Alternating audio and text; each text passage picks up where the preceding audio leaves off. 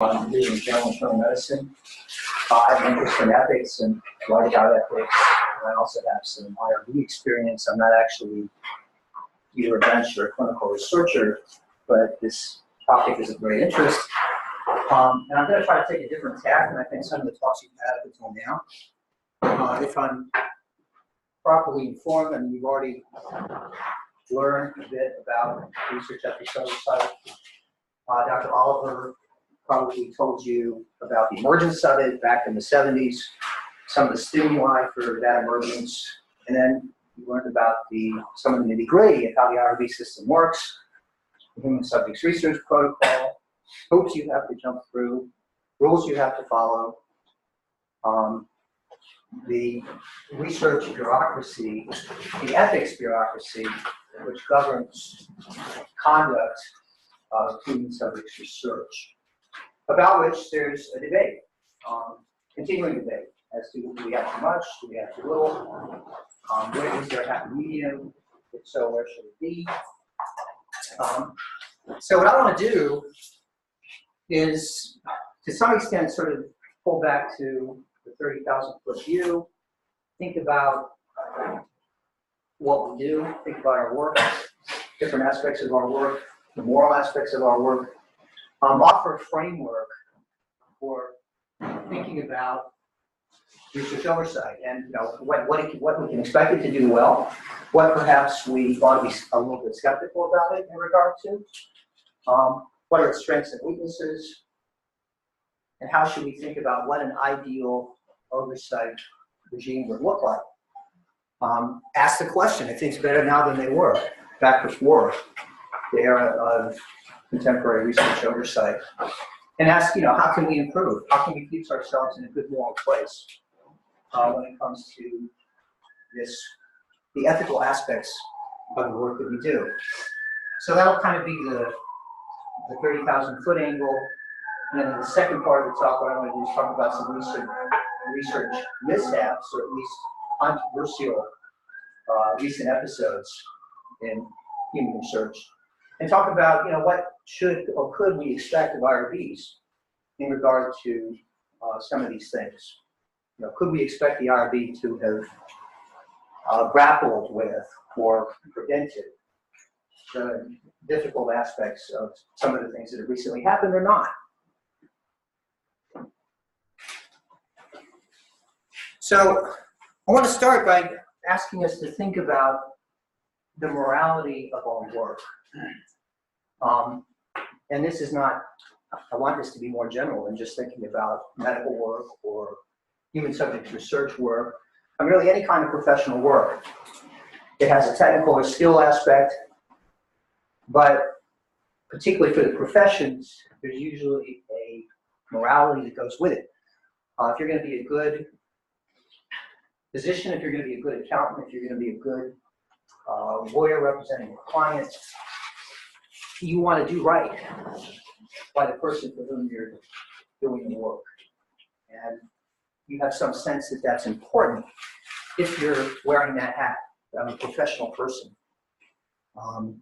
So it's this the morality aspect of professional work that I want to focus on. And I want to think a little bit about that. And I'm going to suggest that there are two aspects of that we can think about perhaps somewhat differently. And one of them is the way our work affects us when we are at our best.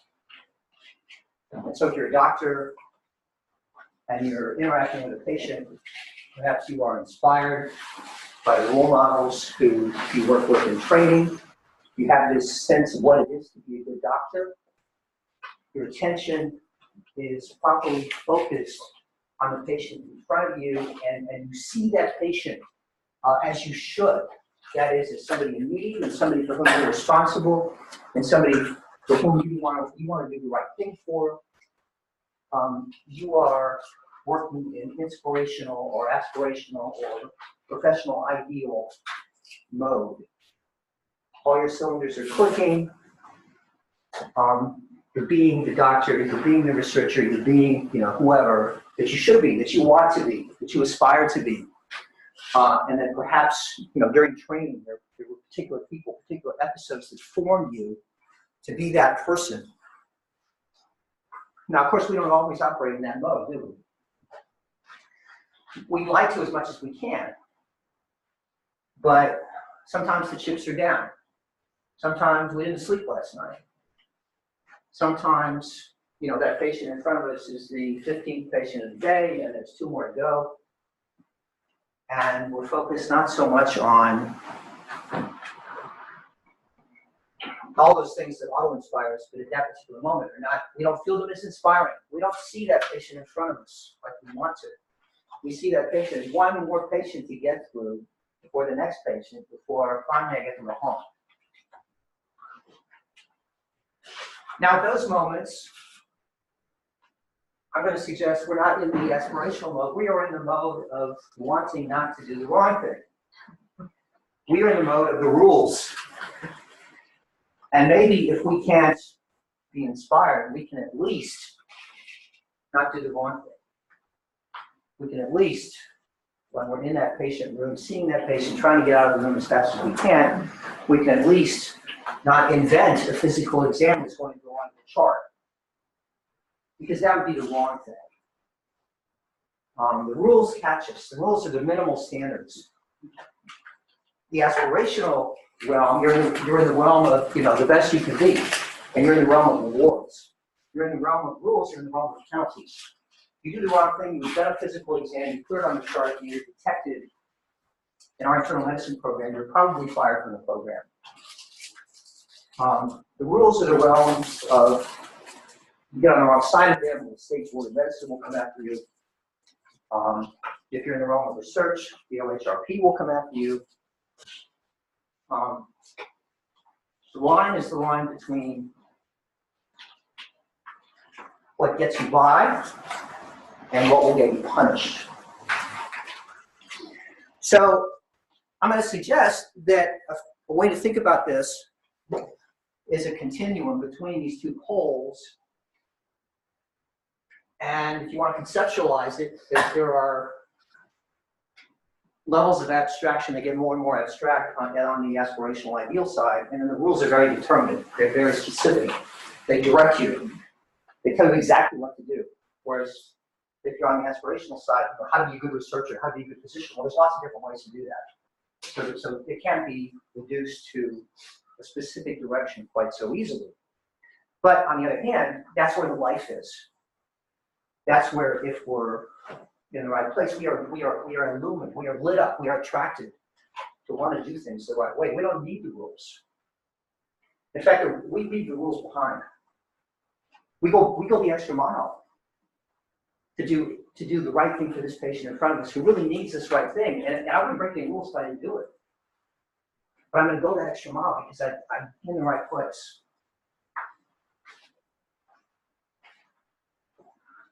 So hopefully this makes a little bit of sense to you, or at least you can connect a little bit with what I'm suggesting. I think particularly if you have any involvement with medical education, this will ring a bell for you. It rings a bell for me. I mean, I'm involved in teaching residents, and I have this image in my mind of what it is to be a good resident. And maybe it would be hard for me to give you all the qualities or all a definition. But I know it when I see it. And people can be good residents in various different ways. And if I were to sort of try to break it down, what might I say? I could identify things that characterize good residents. Well, they have a real sort of attitude of lifelong learning and want to learn about the situations that they see. They really have respect for their patients. They're really conscientious. I mean, I could go down the list. And I can provide the qualities that I think are important.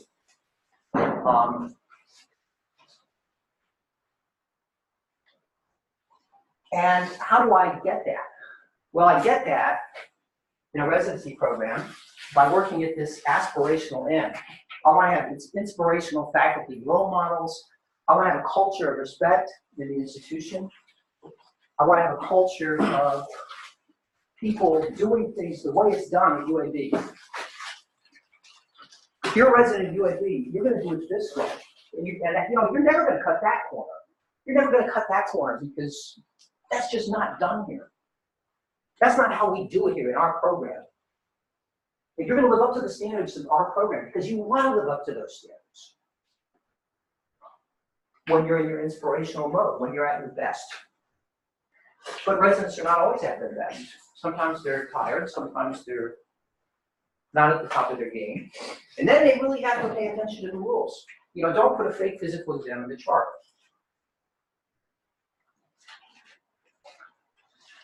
And both of those ends are important. I mean, the people who run the training program, they have to do the inspirational part so that this will be the kind of program we want it to be. But they also have to watch out for infractions of very basic rules. And if residents are observed to do the wrong thing, that has to be attended to. Sometimes there have to be sticks as well as carrots. There has to be punishment as well as reward. That's an aspect of who we are too. So there's this yin and this yang in any activity. And my suggestion is going to be the researchers don't different. You're going to be a good researcher. There are all these ideals. Maybe you have mentors, people in your lab who are in charge, who you really respect highly. They inspire you. You want to do the right thing. But then there's this entire bureaucracy of rules that you also have to pay attention to, and which if you do something wrong, you're going to get caught out. And the IRB sort of plays that role in this scheme.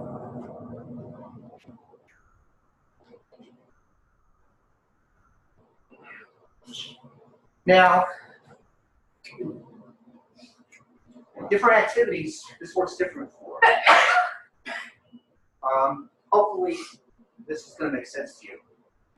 You could think of activities, things in which you're involved, in which the role of rules is greater, or in which the role of rules is less, compared to the sort of aspirational ideal side. So I'm going to make an argument. I'm going to put it to you. There's a difference between being a friendship, being a friend to somebody on one hand, being somebody's parole officer on the other hand. There's lots of different ways to be a good friend. There are probably very few ways to be a good parole officer. And being a good parole officer is mostly a matter of really paying close attention to the rules.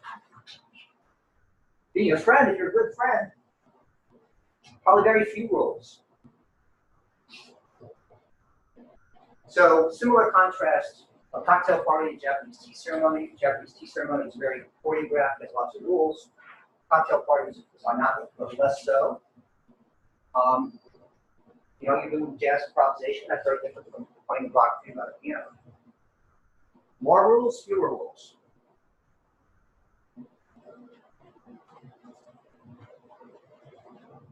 Are you with me? Does this make any sense at all? Now, what happens if you put the pointer in the wrong place? What happens to a cocktail party if you move that red arrow up so that rules take up most of the space? If I were to try to codify how to give a cocktail party in a book and have a Federal Register of rules for giving a cocktail party, you needed to follow all of that. I mean, what would that do? Have barbecues. Right. I mean, you kind of just, you're throwing out the baby with the bathwater, right? If you try to put too many rules in an activity, which is not suited to that. And similarly, if you take away the rules for the activities that need rules, you're going to lose the particular excellence or beauty of the choreographed activity. So things have to be the way that they need to be. Now, that may seem a lot of, my whole point is to get to this slide. Because what have we done since 1978? We have moved the pointer in human subjects research. Way back then, human subjects research was governed the way we governed cocktail parties. There weren't that many rules. Those who did research had a lot of freedom. They had a lot of autonomy. They had a lot of prerogative to design studies, do studies, conduct studies the way they wanted to.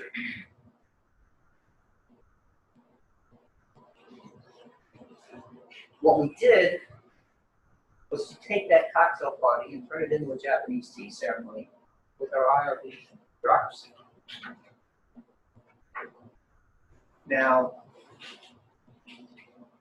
where should the pointer be? Where should that red pointer be for human subject research? We've asked the same question. Where should the red pointer be for clinical medicine? You know, rules serve a function. They serve an important function. Is it possible to go overboard with them? Or is it also possible to go underboard with them? We need to put the pointer in the right place if we can, for the activity to work right. Are we in that right place when it comes to human subjects research? Does the IRB apparatus and its enforcement mechanism the proper level of, you know, making you toe the line to the rules, as opposed to giving you the freedom to realize the excellence of research in unique ways which are called for by the particular study that you're designing and that you want to do? And am I interfering with that? Am I stifling that by making you do this bureaucratic stuff? So I think that's a useful way to frame the debate. The people back in the 70s, when the IRB regime was being designed, they made arguments very much along these lines. They said, you know, you're going to stifle us. An ethics bureaucracy can impede research activity, but it cannot police researchers sufficiently to produce ethical research if the researchers are not virtuous people who are going to do it anyway. That's the kind of argument that was made. That realm of aspiration, ideal, and virtue is where we need to focus our efforts, not this legalistic, penalty-oriented, punitive, nitpicking approach, which constitutes what IRBs do.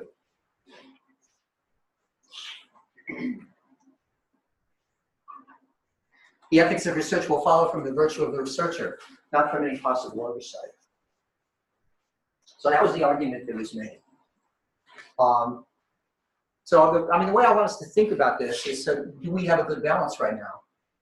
Have the rules become too onerous? Or do we need more stringent oversight? Do we have too few rules?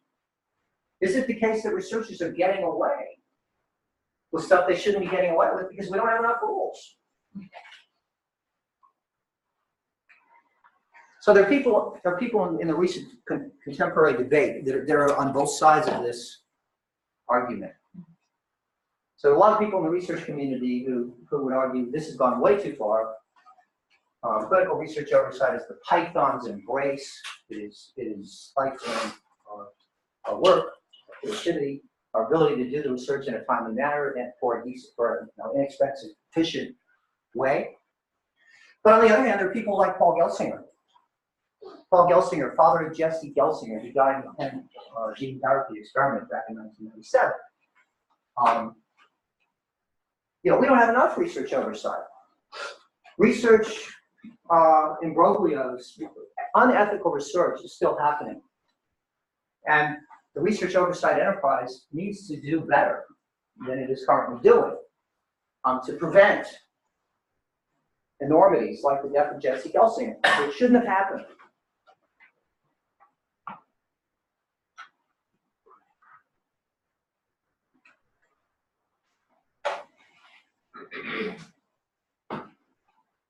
So Gelsinger would say things like this. A lot of research doesn't get oversight. There are adverse events as a problem, conflicts of interest, they're too much allowed to be present. Research is unwarranted. Informed consent focuses on legality rather than reality. We need better research oversight. The opposing position, IRB rules are arbitrary.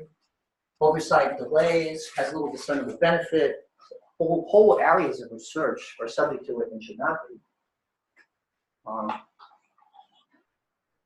And the focus is on all this minutia at the expense of what's really important. So who's right?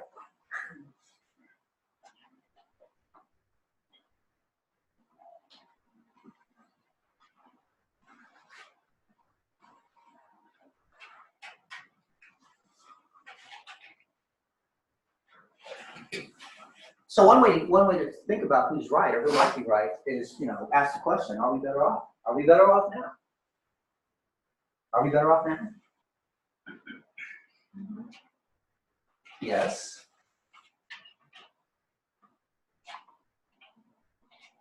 So there's a prima facie case for saying we're better off now, right? Because look at what was happening back in the 60s and early 70s. I mean, you have the Tuskegee experiment, you have Henry Beecher and his revelations of unethical research, and read that paper and look at the examples and ask and say to yourself, are things like that happening today? Surely not. Surely whatever's happening today, we're in a better place.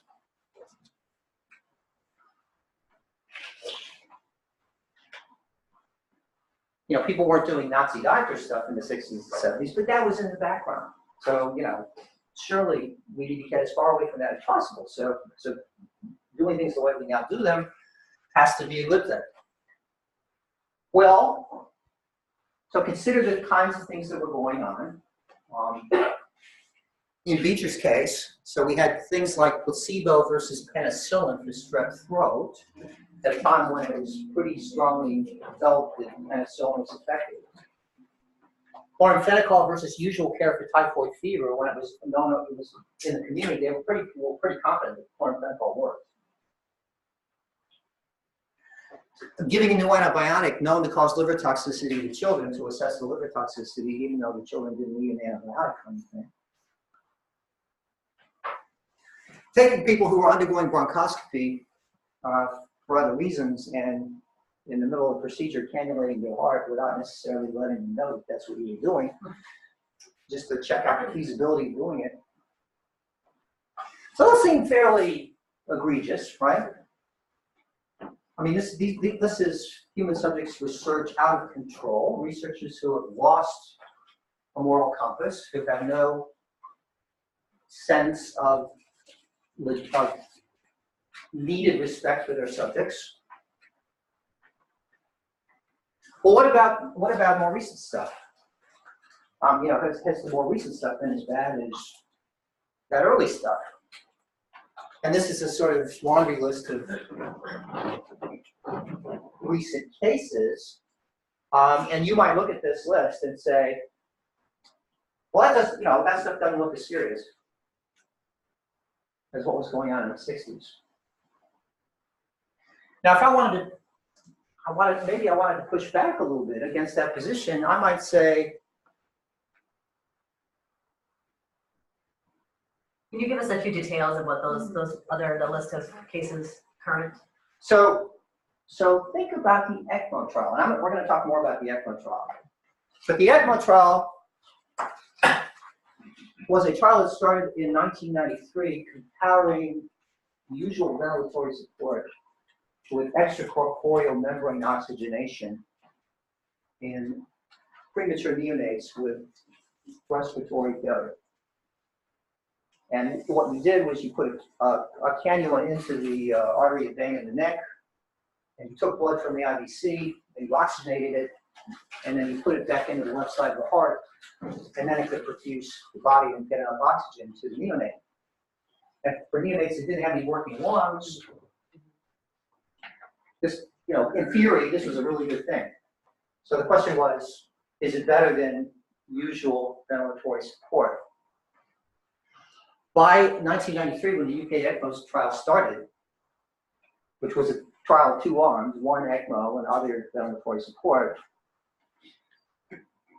the therapeutic community in the United States was 100% persuaded that ECMO was better than usual therapy. There was a complete consensus in the US community that ECMO is right and usual support is wrong if you have a PO2 under 40 in a neonate with respiratory insufficiency and who's failing usual support. You put that neonate on ECMO. That's what you do.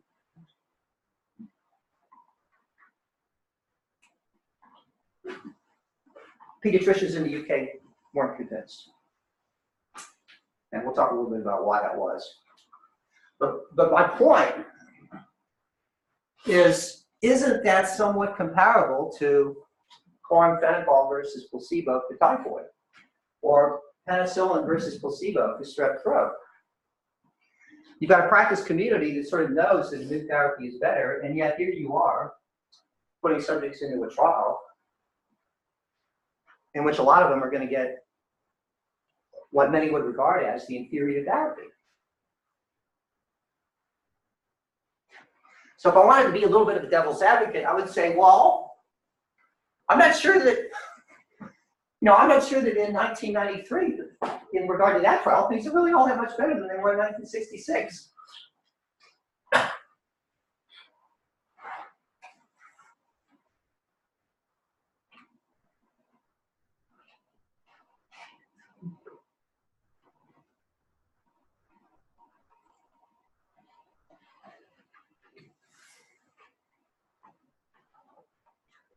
So, what I've tried to do is simply raise some questions. I haven't really drawn any conclusions.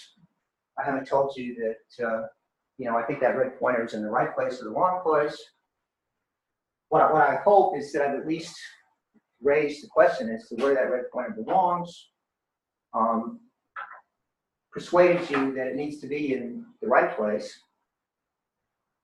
and what we're going to do and what I'm going to do next is dig into some of these more specific research mishaps that have happened recently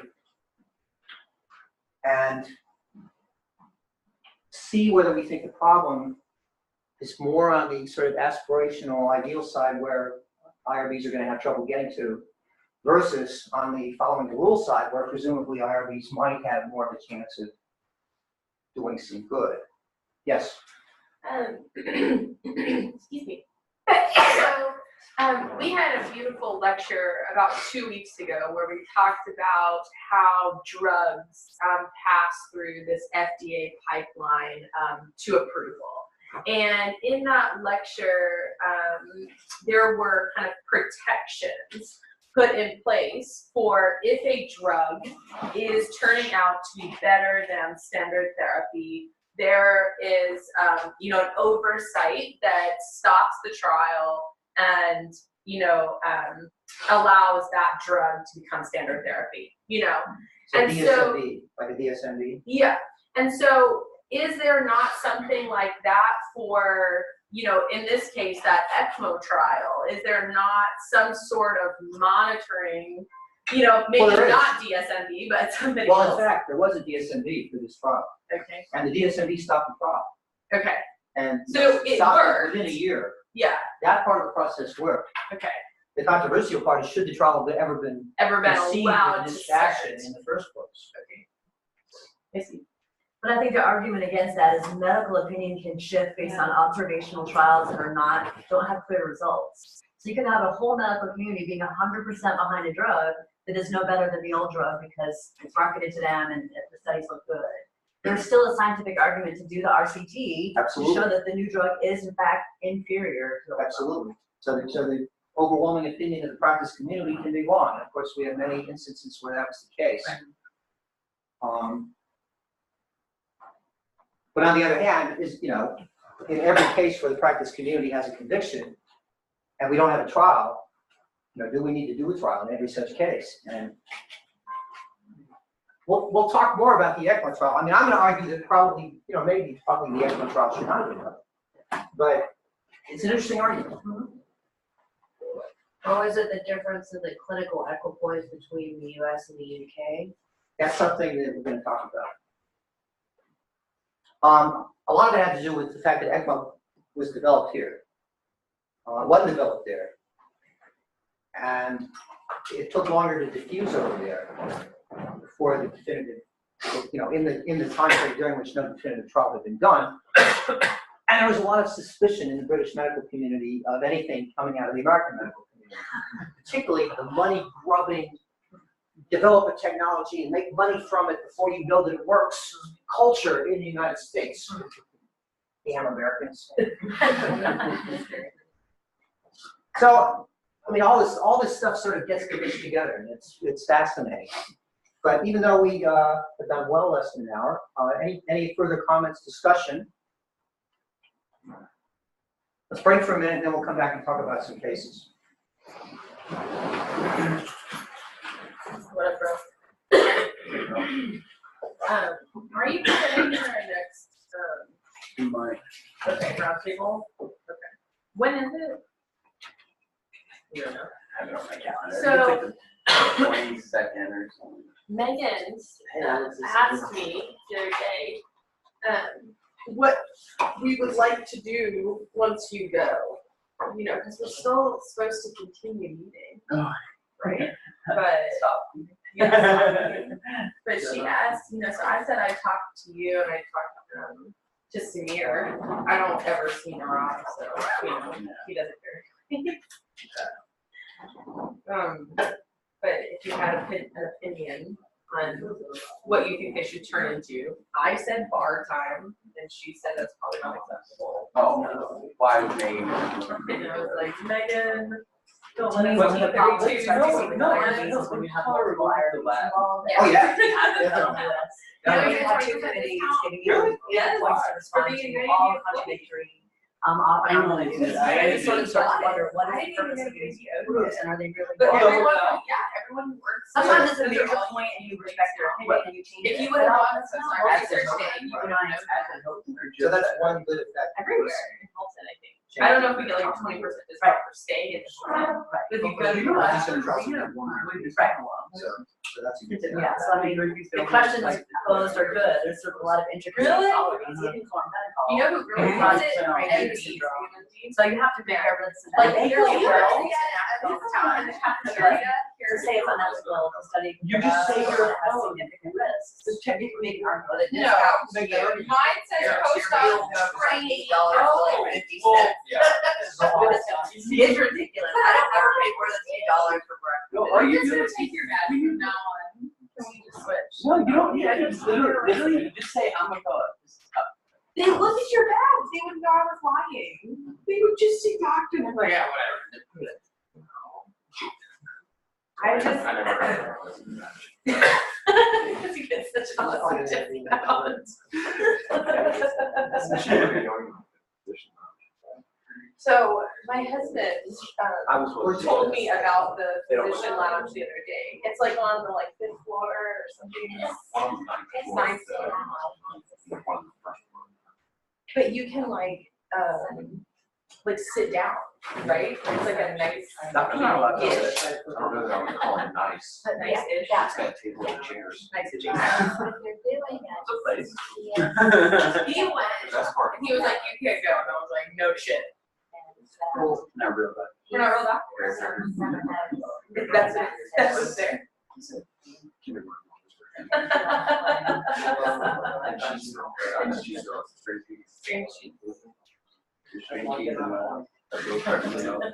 First thing in the morning. I mean, if there's residents in there, then I'm also assuming that there's some mapping there, so it's more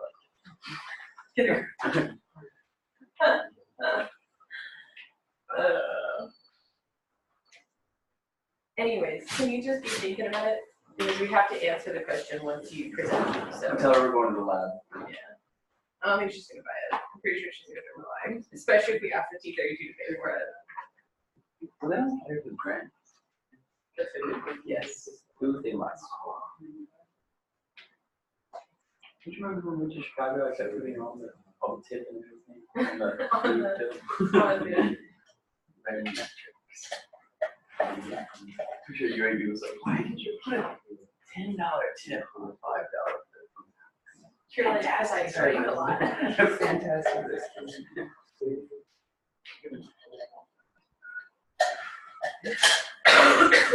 Are you presenting this Friday? Did you switch with Rob? Hell no. Okay. Yes, we did like 1 week mornings. What's in your coffee? Just about. This presentation was like, all meat's bad for you, all sugar's bad for you, Oh, I did sugar that too. all it was like eggs are bad for you. What now? Egg? Eggs are like the multivitamin. They were like all the propaganda about eggs because of the egg board. Okay. Oh, I'm gonna take away everything I love. Apparently, they support a lot.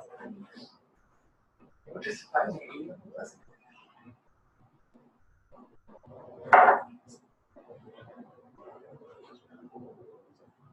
think I would think.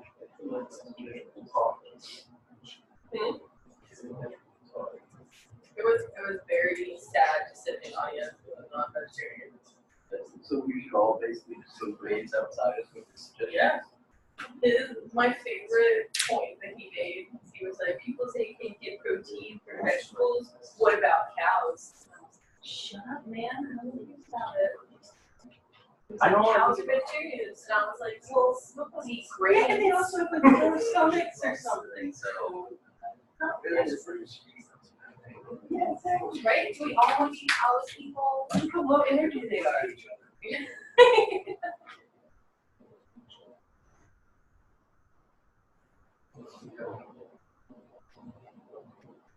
Oh, that was great.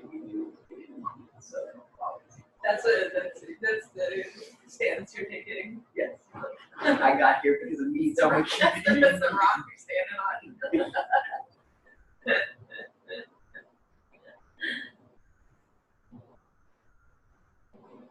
All right. So I've got 3 cases. We don't necessarily have to talk about all 3 of them. Hopefully we'll get through a couple of them.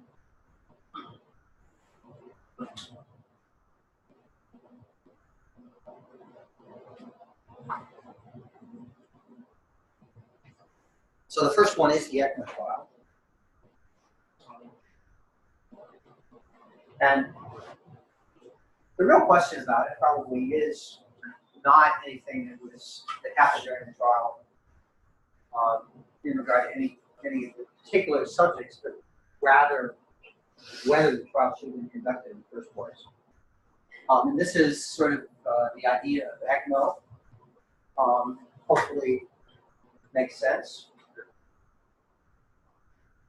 Intuitively, a rather appealing idea in regard to dealing with lungs which perhaps need some time to develop before they can effectively oxygenate.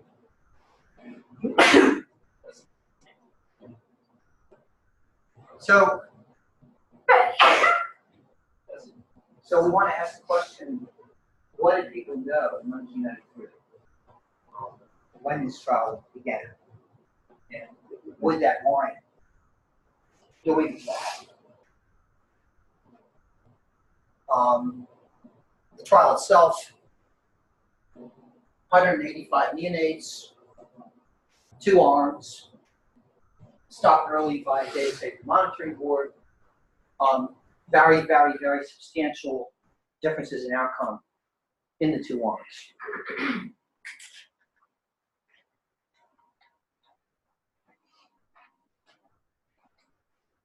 So the major criticisms was that A, the trial never should have been done. B, if the trial was done, conventional therapy should have had an ECMO option. As it was, parents enrolling their kids in this trial, that was their only chance to get ECMO. Everybody else got conventional therapy by default. And the argument is that the default position should have been ECMO, given what we knew.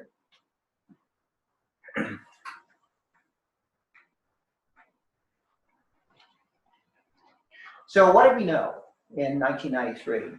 ECMO by then had been on the scene for almost 20 years. The first reports of it in the literature go back to 1976 when a guy named Robert Bartlett reported a very successful case series of the use of ECMO in neonates with respiratory failure. There were more case series after that.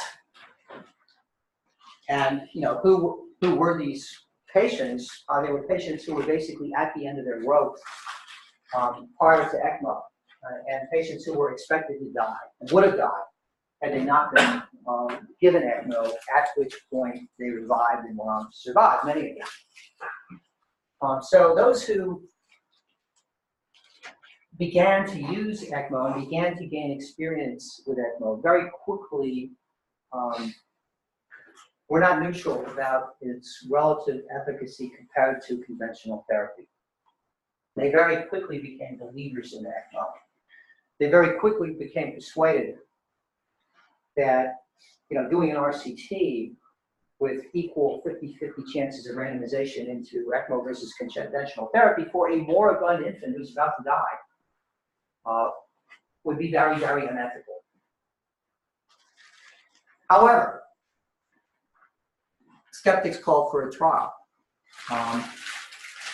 So what Bartlett and some of his colleagues decided to do, they said, okay, let's do a trial, but let's design the trial in such a way that what we feel is the clear and obvious superiority of ECMO is recognized in the trial design, so that we can do a trial without feeling like we are shortchanging babies who might not get ECMO in a trial. So we're going to do a trial with an adaptive trial design, which we're going to call Play the Winner. So the first two subjects have a 50-50 chance of getting ECMO and getting conventional therapy. But then you assign every subject thereafter based upon the results in the first cases. And what happened in what turned out to be a trial of 11 patients, the first two patients were assigned to one arm and then the other arm. The conventional arm patient died, the ECMO patient survived. So the next patient after that got ECMO and survived. The next patient after that got ECMO and survived. And every patient thereafter survived and got it and was given ECMO. So this trial ended up with one patient in the control arm who died. Every other patient was in the ECMO arm and survived. Now, what do you conclude from this?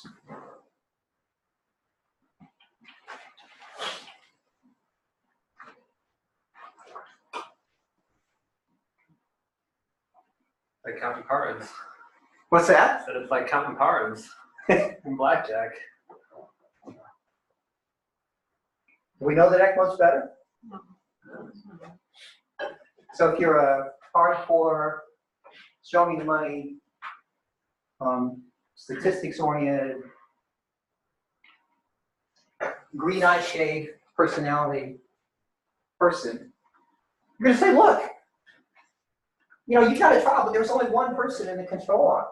I don't believe your trial. You haven't really done a trial. You did something that looked like a trial. So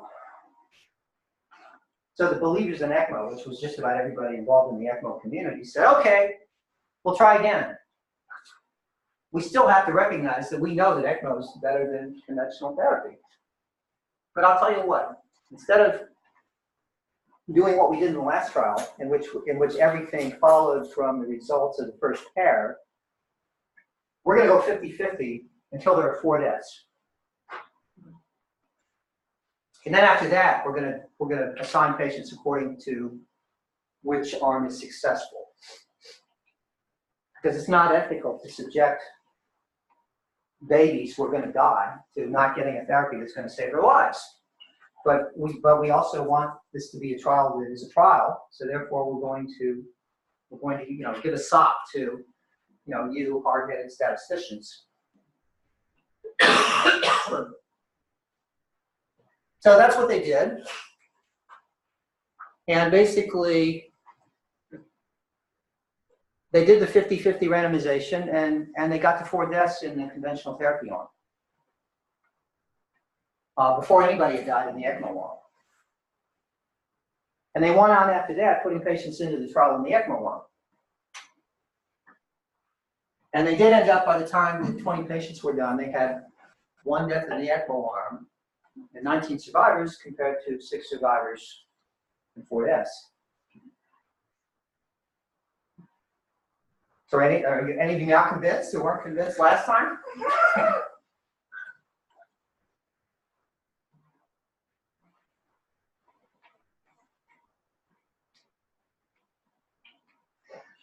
So this came out in 1989. The earlier trial, I think, was 1986. A year before, a registry of ECMO was published. And once again, we now had All these patients were patients who were going to die if they didn't get something at the time the ECMO was offered.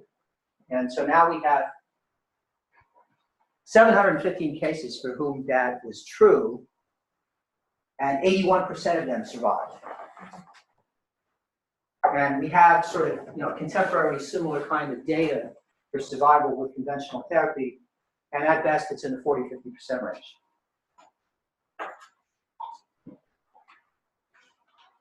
So we have two trials with somewhat screwy designs, but trials nevertheless. We have lots of clinical experience. We have lots of publication of clinical experience. We have what appears to be a rather substantial advantage from any aspect of from which you would care to look at this. The one therapy versus another.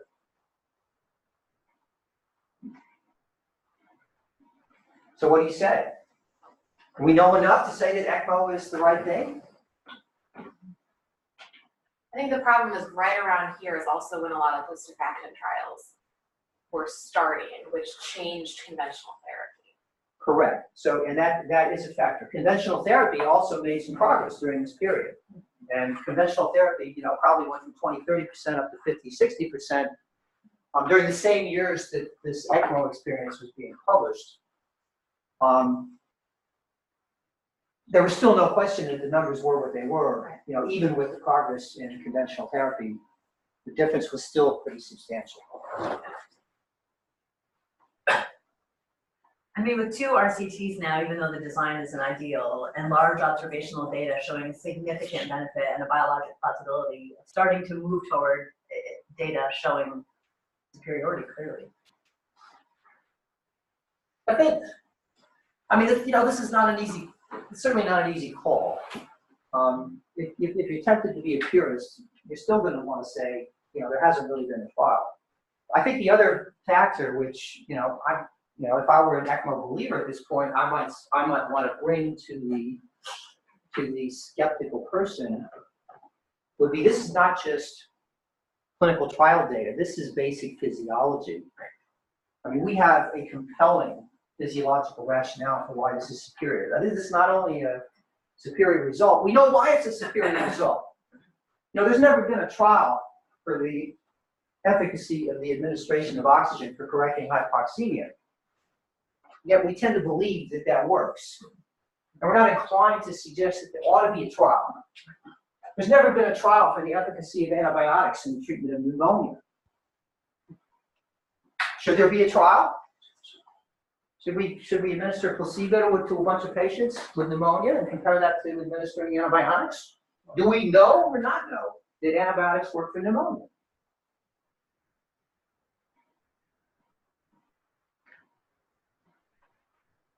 Clearly, at least by our behavior, we do not always have to do a trial.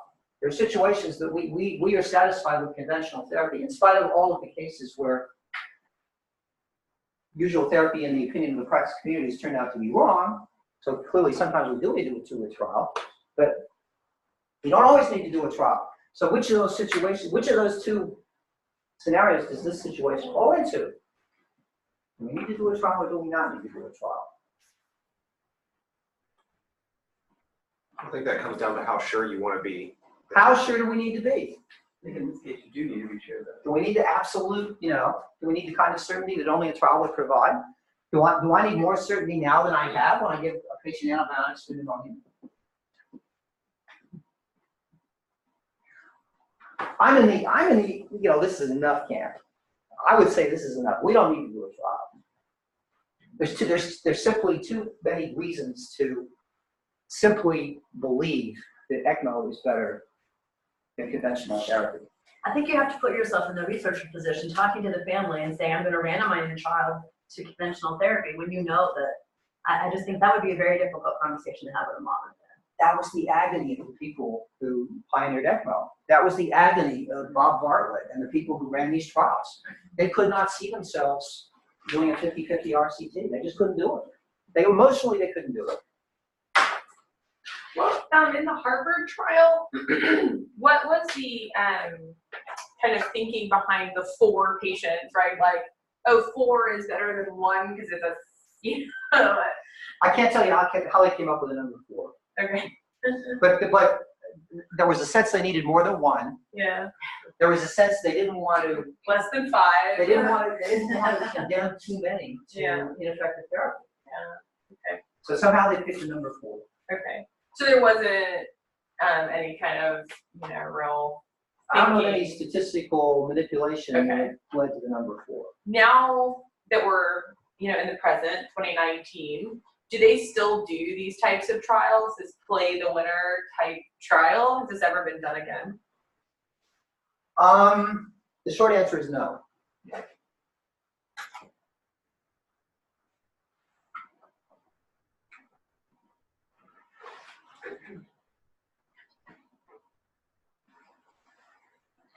Now, the hard-ass, show me the money people were people in England. And ECMO had been developed in England.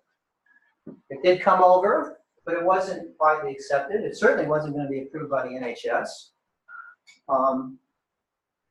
The culture of English medicine was probably somewhat antithetical to the culture of medicine in the United States.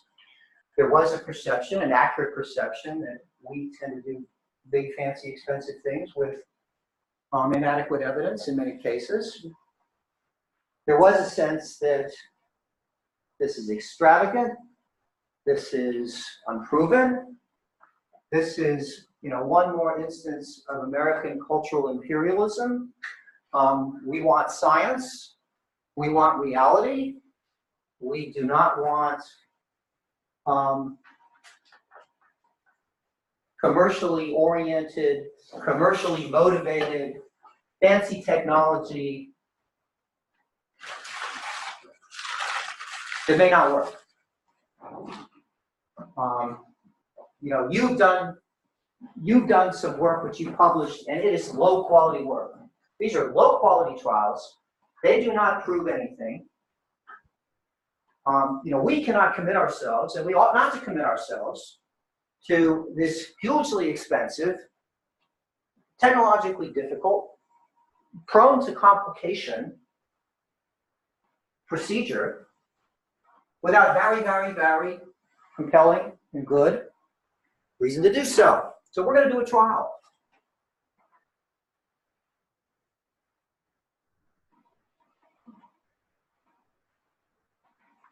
So that's the question, and we'll talk about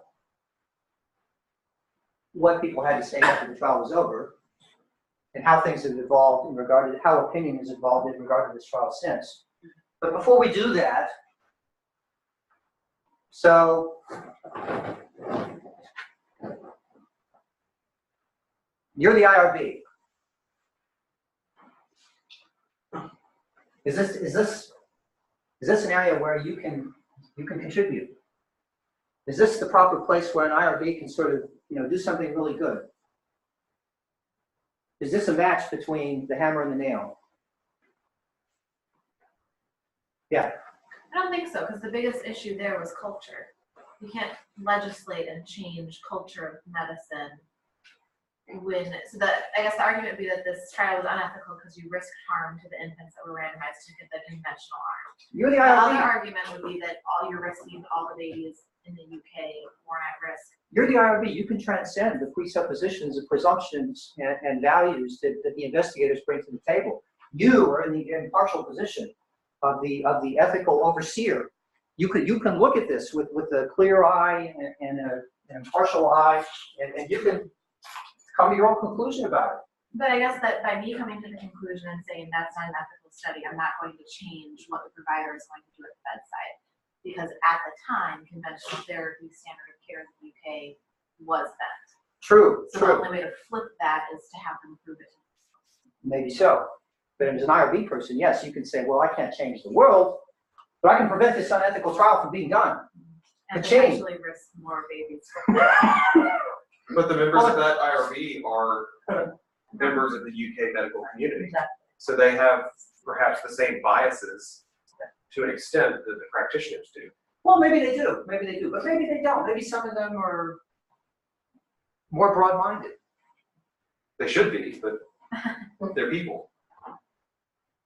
Well, is there a possibility that an IRB could, I mean, is this at all fitted I to, think the IRB could have only would have helped in this scenario only in helping them design a better study, like instead of the play the winner or whatever that basically kind of came under fire and kind of cost them a little bit of the, a little bit of their thing. So that's where I think. so are there trial designs that are perhaps more persuasive than the adaptive play the winner kind of design? I think the one that showed 4 deaths was pretty safe. That was another, that was a, 19 to 1 or whatever. so that was a modified play the winner. So yeah, so you could have asked, well, is there a play the winner design which is even more? That's where they could have helped, and it would have been one study would have been more impactful than maybe the UK would have. And yet, maybe we wouldn't have subjected as many babies to unnecessary death. I mean, because in the end, even though it may, some things in medicine may seem common sense, but then you give them in the body and shit happens and the person, and so like even if back in the day, U.S. Medical professionals were like, yeah, this is so common sense, we have to do this. This would be so great. But like it would have been just as equally as horrible if 10 years down the road they found out that like everybody that got ECMO had some type of clotting disorder now or something like that. And so a better study would have helped all of this. So maybe an IRB could have done something. I'll also say this, so ECMO is a very technical skill. And so if the US had been doing ECMO for several years, from like the years of 88 to early 90s, they could have gotten really good at it and at being able to do it. And so their survival rates may have started out at like 63%, and then the most recent one showed maybe it was 81%, because now we're getting very efficient at doing it and gaining the skill. Because I remember, I don't know how long ago it was, but there was a difference in like transcutaneous valve repair versus open heart valve repair, and that's dependent on how many repairs that specific surgeon has done. So when they got up to doing over a couple of thousand, then the percentage of benefit of one versus the other was dramatically different. And so I don't know. I don't think that ECMO is as technical as a valve repair. But I do think that if the UK had never done ECMO, which it sounds like this community hadn't done a lot of it, maybe they were skeptical of it because they weren't very efficient at it and didn't know how to do the skill. That's an important point, and I haven't probably muddied the waters as much as I could have, because there were early adult trials in the United States in the 70s and early 80s, which didn't look as good for ECMO. In fact, in which showed no marked difference between ECMO and conventional therapy in adults. But in retrospect, the reason was that the trials, they were multi-center trials done in centers that had no experience or very little experience with ECMO, and they didn't know how to do the ECMO. And looking back on it, that became the obvious reason why those trials did not show the results that they should. And that became obvious later, but it wasn't obvious in 1980. But there was some initial skepticism about ECMO that was relatively quickly diminished with the data that I've shown you. In Britain, they did the trial right. The ECMO arm in that trial, if you were a baby and you ended up in a hospital in regional England somewhere, and you were randomized to ECMO, you didn't stay in that hospital. You went to an ECMO center, and you got ECMO where people really knew how to do it. So the trial was conducted right in that regard in England. I have a question, actually. So how do you get over the ethical issue as well in this kind of, specifically this case, where every year that the UK didn't adopt ECMO, there's been a lot of dead babies in a sense, and so it's how do you also overcome the ethical issue of like if they hadn't done the trial, maybe they would have postponed adopting the process, and then I think that's a powerful argument. I mean, I think maybe you could say, there's no way these bullheaded English people are ever going to do this unless they have a trial. So maybe they should do their own trial, and in the long run, that's going to be the best thing for them. Right. Even though it wouldn't be ethical for us. And I think you can make that argument, and that argument has some power. Does that ever like pass? Like in an IRB, does that argument ever pass? Like basically, like does anybody ever posed that and like, and so I'm like, okay, so like, you know, is hindsight basically ever coming from like, I don't know of any IRB situation that I was ever privy to in 8 years of being in an IRB where something like this was really in play. At least that I was aware that, you know, the cultural context in which the trial was being done here in the United States was some kind of deciding factor in the ethics of it. It's not to say that that couldn't happen, but I think I'm just... The other role for the IRB here is to make sure that the consent is very clear on the equipoise issue. There was data in the US, or some communities believe that this ECMO is superior. You could, so at least the parents would know what randomization means and what the significance is. Right, although would that really compensate for the coercive aspect of not having any access to ECMO unless you join up to the trial? I have a comment on the consent part. I admitted a patient in my peds residency who was 23 and said prematurity on the chart. So I asked the mom how premature, and she told me 23 weeks. And my jaw kind of dropped. And she said, yeah, the kid was born in Cincinnati, and I was a teenage mom. My parents had left. This man I'd never met came to see me in a white coat and said, we can enroll you in a trial. Your baby might die. Well, he'll die without it. This might kill him. What do you want to do? And that was her consent for the survivor trial. Wow. And the kid had no pulmonary disease.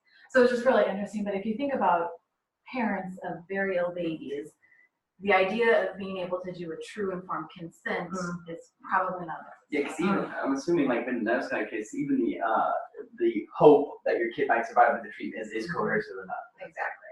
Right. Not to mention your postpartum.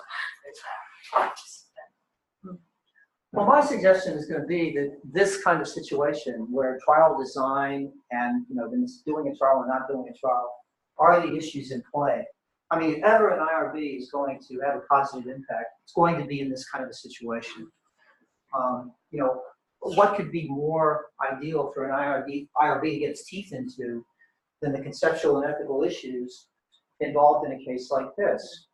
IRBs do what they do they do most of what they do before the start of the trial.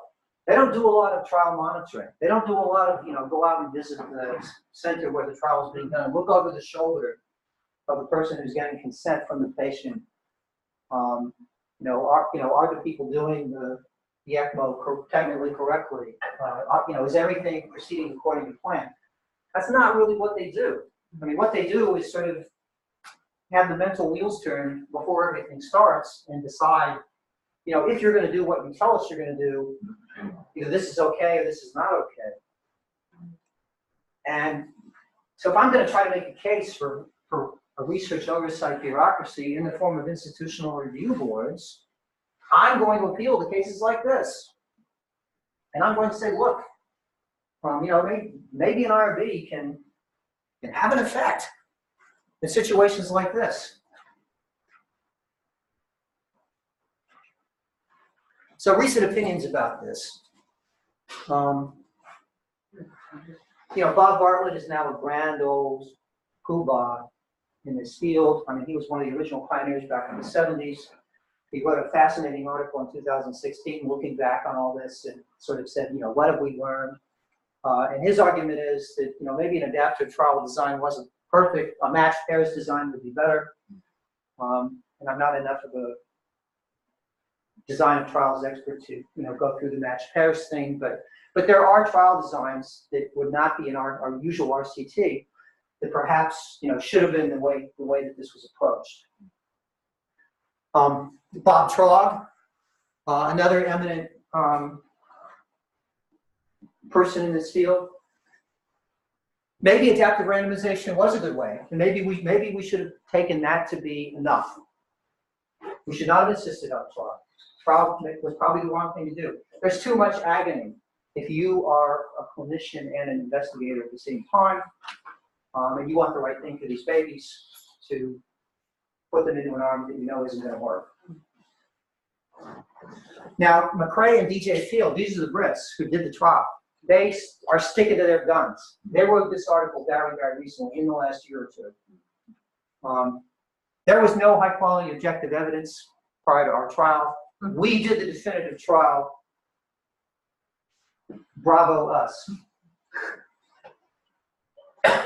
So this is not an event about which anybody has come to an agreement.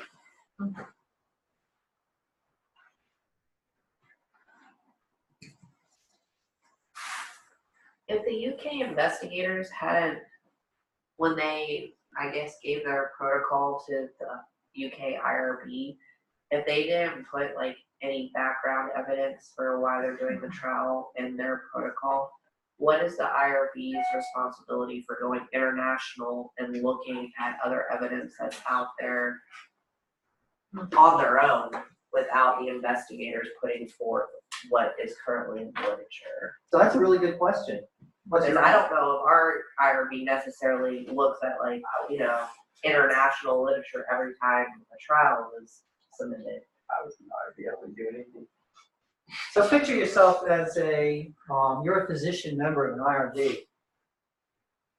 And so you go to the IRB meeting a couple of times a month, and it's a 4-hour meeting. It starts at 9 in the morning, and it goes through lunch, and maybe by 2 in the afternoon it's over. And the week before the meeting, you get a file box, completely full of paper. And you have 3 major research protocols, you know, not just the HSRP, but the entire grant. And you are going to present those 3 protocols to the committee. And you are going to sort of say, you know, this is what they're going to do. And this is what I think is to be said about the issues that the IRB has to consider. And you know what those issues are, right? Risks and benefits, favorable risk-benefit ratio, for human subject selection is fair, protection of confidentiality, avoidance of coercion. I've got the rest of them on the slide. But I mean, there are all these things that you have to talk about during that IRB meeting. So one of the grants is this, you know, let's say it's this thick, and it's the UAB ECMO trial grant.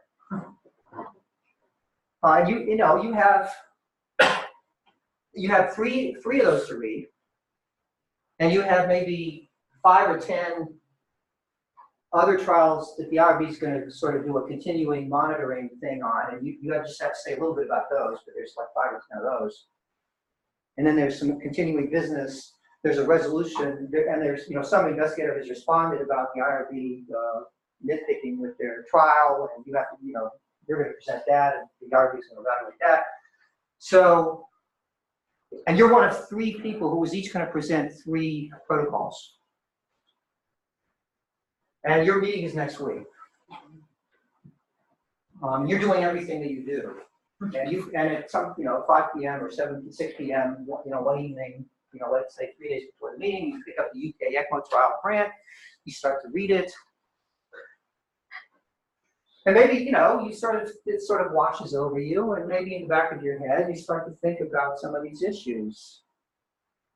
Maybe you know a little, maybe you don't know much, but I mean, the background is all there in the grant, so.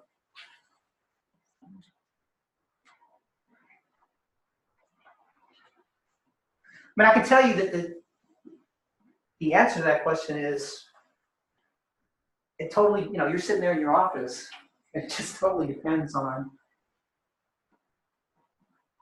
if it piques your interest and you see there's an issue and you go down a rabbit hole, and maybe you're really going to do some work and dig into it. And if you do, it may really cost you. I've had the IRB come back to me and say, did you see this reference and why didn't you add that reference? I mean, some of them do go to that level of detail. But depending on the situation, you know, if you're that person on that committee, I mean, you know, the moment when you're reading that particular trial, your eyes are glazing over, and maybe you do a more cursory job.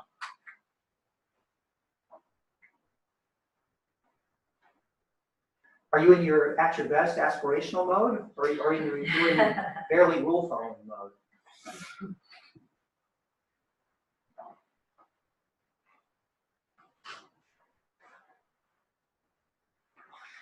So yeah, I mean, I think there's the potential for the IRB, you know, digging into issues and really doing a good job. There's also the potential for the IRB, you know, maybe missing things, even things that they should catch.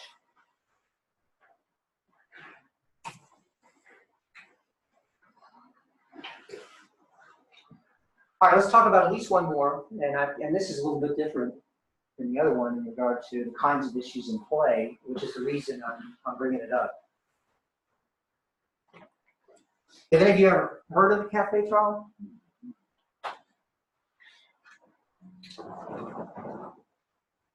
So this is a comparison study of 3 atypical antipsychotics for first generation or first event schizophrenia.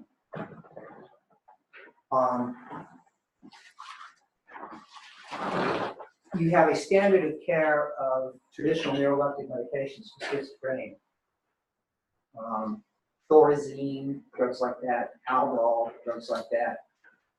These drugs work, they have significant side effects. Then in the late 20th century, you have the development of several new drugs. Quetiapine, risperidone, olanzapine, the so-called atypical antipsychotics. Their efficacy is not all that different from the traditional drugs, but their side effect profile is better. But at least as of 2003, there's no real reason from a standpoint of science to prefer one of these drugs to another. They've all been approved by the FDA. They're all safe and effective enough to get FDA approval. They work for schizophrenia. AstraZeneca decides, what if we can show that one of these drugs has a better tolerability profile than the other two? Maybe we can do, maybe we can get ours preferentially used. So we're gonna support a trial of these 3 drugs.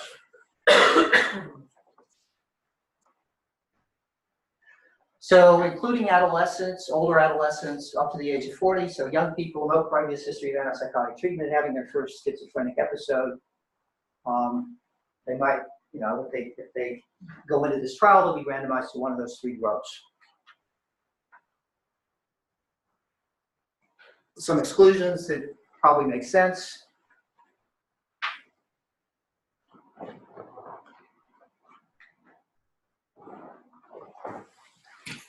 And the trial gets underway.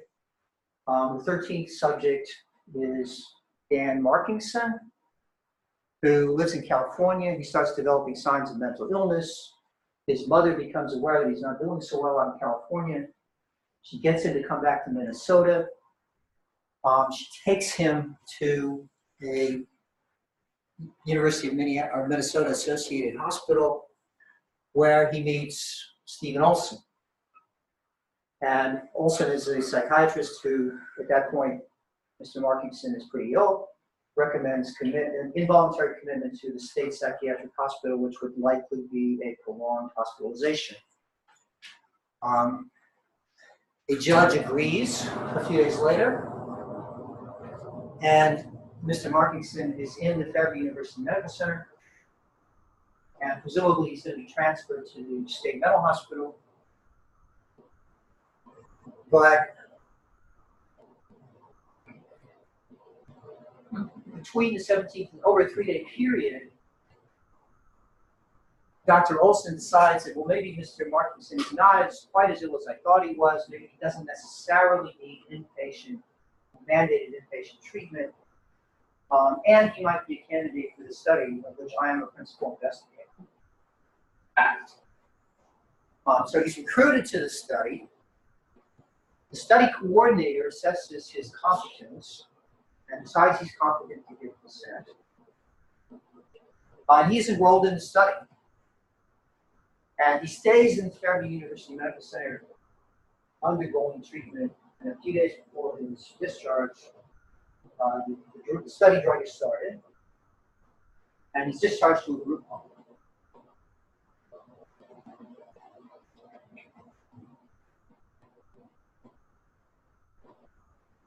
So this is December, and so over a period of weeks to months, he's felt by his treatment team to be doing okay. Not great in the sense of showing any marked improvement, but certainly stable. But about 4 months in, some of his caregivers are starting to see signs of decline. things are not going so well. You know, in group therapy, he looks, you know, he's not as good as he was a couple weeks ago. Things are not so good. His mother, this whole time, or since very early during the trial period, has felt that, you know, my son is not doing well. This is not good. Something needs to change. You know, you need to, you know, change the medicine. You need to do something. He is going downhill. You know, the treatment team for most of this period doesn't agree, but during the last month, there's probably evidence on all sides that things are not going well. So 5 months into this process, he commits suicide in his group home. His mother's been begging his doctor to change something, and his doctor has not done so.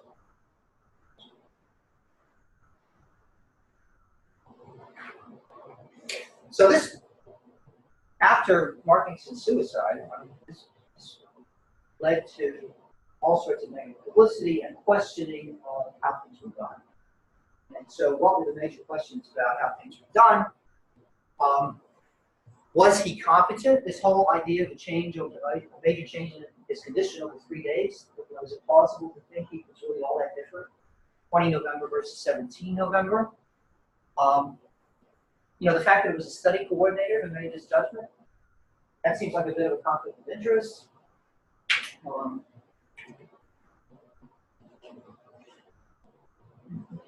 The fact that had Markingson not followed the plan of Olson, that he would have, the judge left it, that he would go to the state hospital.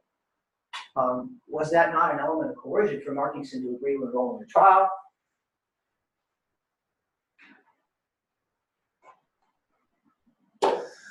And what about the fact that, you know, Olson is wearing the investigator hat and the clinician hat at the same time? Is that not potentially a problem in a case like this? Particularly where the subject population is a vulnerable population, in the case of this trial, the people who are mentally ill. And then finally, the way that AstraZeneca structured the reimbursement, or the way they were going to pay for the university to do the trial, had to do with the number of patients in the trial. You lose a patient from the trial, you know, suddenly you lose a bunch of money. I think the per patient reimbursement was something like $15K. And it was prorated, so that if somebody dropped out of the trial 3 months in, well, you only got, you know, 1/4 of that money, $15K for a year. So you drop out of 3 months, you lose $12,000, maybe you get $3,000. So there was a direct financial incentive from the standpoint of the finances of the study to keep people in the study and not drop them out.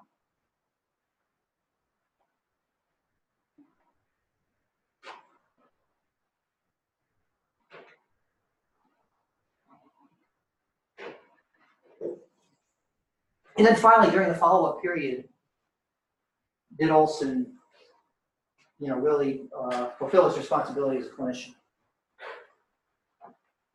Given the fact that, you know, the person who knows Mr. Markingson best, his mother, should he not have acknowledged that maybe she could see things that he was less likely to see, and given some credence to what she had to say about what needed to be done, and maybe taken some action?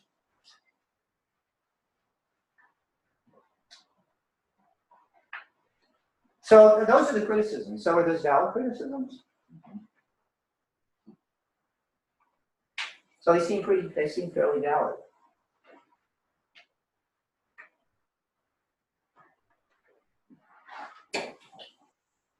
And interestingly, I mean, this trial was reviewed by a number of different bodies.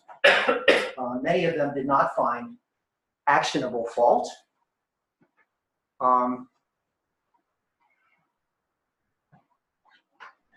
It did go to court. The informed consent claim was dismissed. The consent was judged to be valid. I mean, there was pretty good documentation. The form sort of laid out a whole bunch of ways in which Mr. Markingson was able to answer questions and comprehend information, et cetera, et cetera. The malpractice claim with regard to whether Olson should have done something during the trial to change things around. That did go forward, and that ended up being settled. But Mrs. Weiss did not make a killing. I mean, she basically got her legal costs back.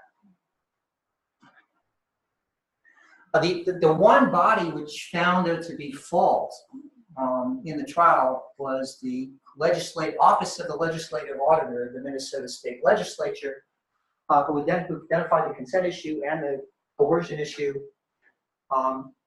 And the legislature went on to pass a law that said you can't recruit subjects into a trial if they're under an involuntary commitment to a psych facility, and that's the only way they can avoid the psych facility. So even though this wasn't a sort of cut and dried, you did evil case from the standpoint of many of the people who looked at it, a lot of people who looked at it did find there to be problems here, and strong arguments were and are made that this should not have happened the way it did. I tend to agree with those arguments. Now the question I want to ask is, so you're the IRB. You're the IRB presented with the human subjects protocol for this study. Are you going to be able to sort of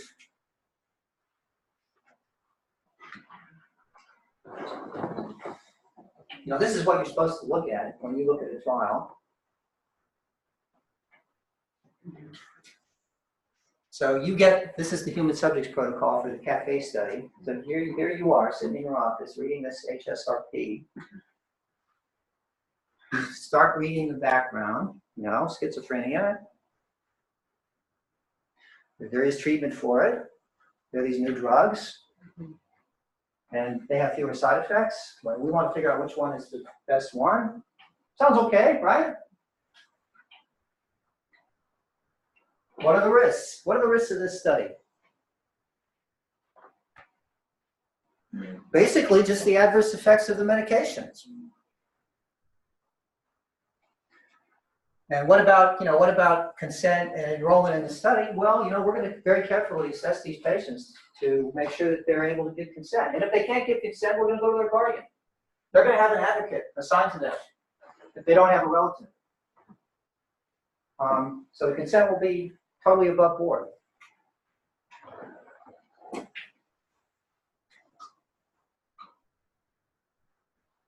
There are not necessarily going to be any direct benefits from this study, but neither are there any significant risks. This is standard of care therapy. There's nothing but standard of care therapy in this study. All these drugs are approved by the FDA. You might as well be just getting this drug from your psychiatrist, and it's not going to be any different. Yes, this is a special population, but if we're going to study these drugs, we need to study it in the population for whom these drugs are indicated.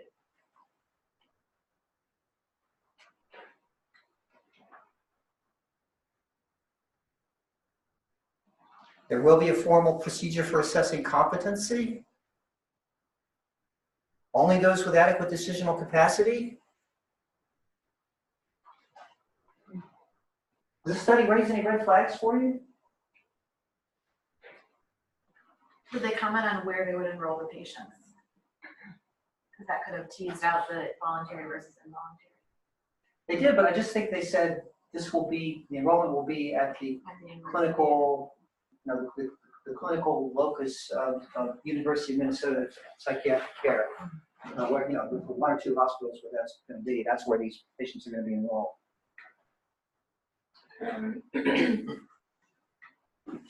Oh, come on. Yeah.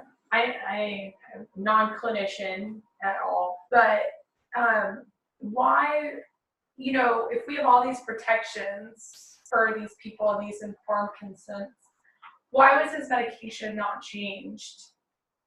Like, what was the rationale behind not changing his medication? Was it because 4 or 5 months into the study? Yeah, because then they lose him as a study participant. Is that why? Well, his mother says he's not doing well, but I think he's doing all right. And all the other people who are taking a look at him, they seem to agree with me, not with her. Okay. So why should I drop her from this this effective drug, which he is taking, and he's been doing, he's not doing fabulous, but a lot of schizophrenic patients don't do so well. Yeah. These drugs are kind of Like a shot in the dark. well, they maintain, but they don't cure the disease. But like, if he had been committed, right? Is there some sort of argument that could have been made that if this person had been committed, that the drugs would have been, changed, or that he wouldn't have had access to something that he could commit suicide?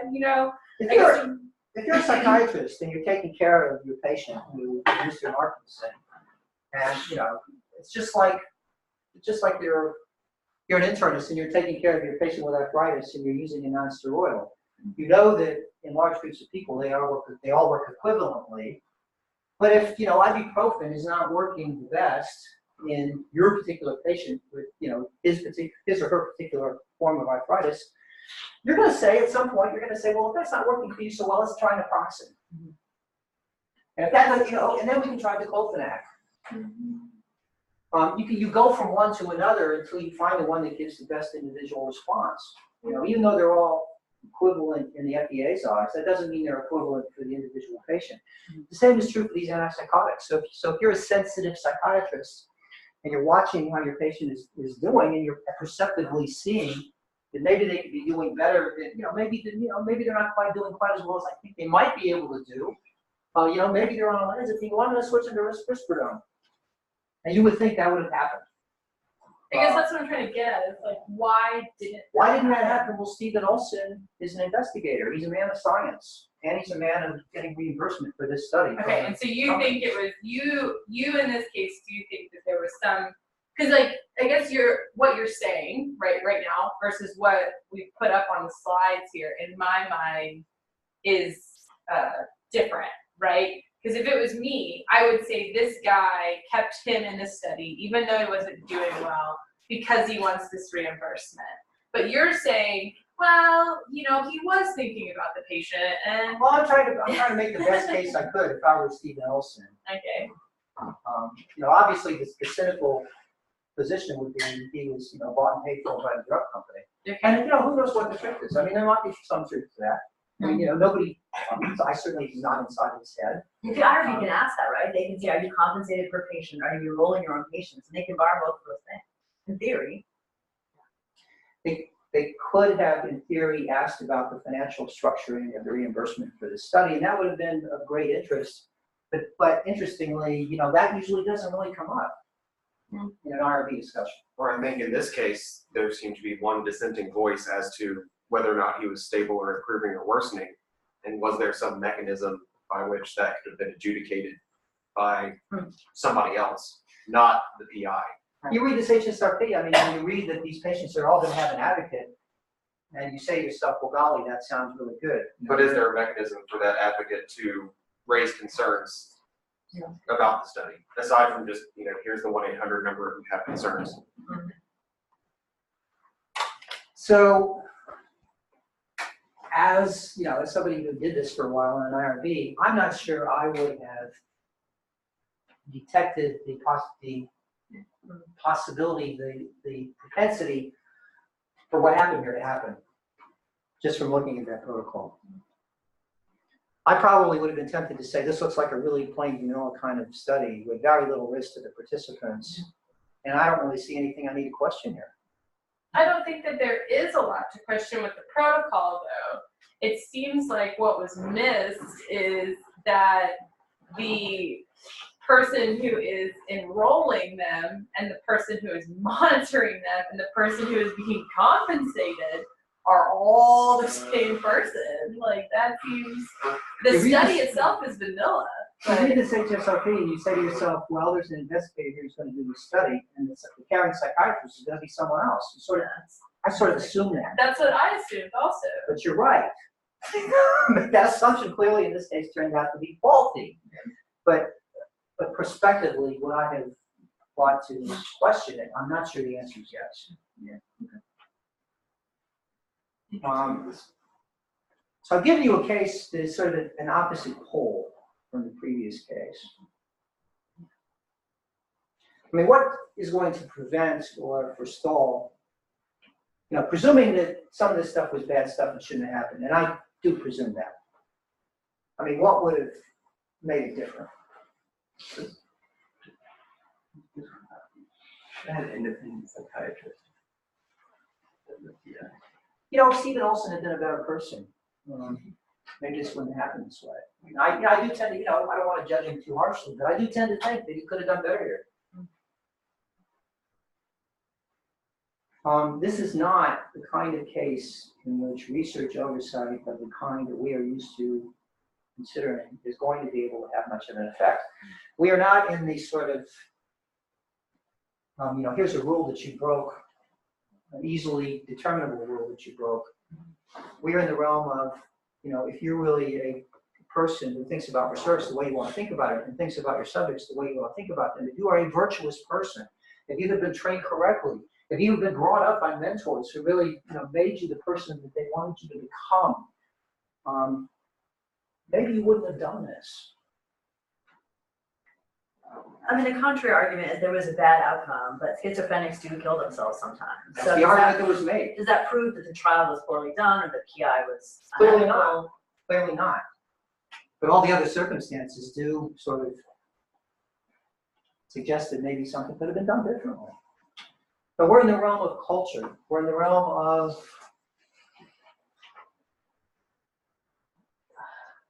the less explicit aspects of who we are and what we do, which are beyond, I'm probably going to want to argue what any kind of research oversight is likely to successfully achieve. There are things IRBs can do and there are things they cannot do.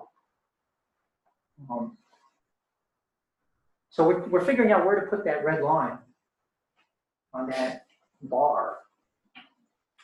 Are we going to keep the cafe trial from going awry if we raise that bar, that red bar up toward the top, and have more rules and more regulations and more oversight and more this and more that?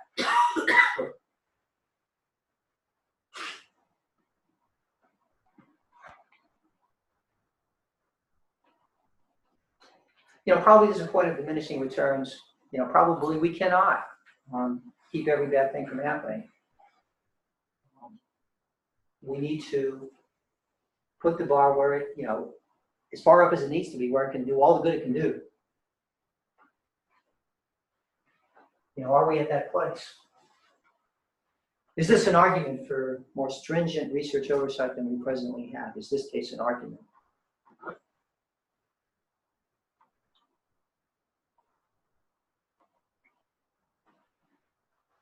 You could use I it would as tend to such. say no, but I mean, I'd love to hear an argument to the contrary. I mean, you could use it as such because obviously there were some ethical gray zones here, perhaps lapses that perhaps could have been addressed in the design or how the study was conducted in the first place. Allowing the PI / treating physician to be all hats there may be something that you could have a different way of doing.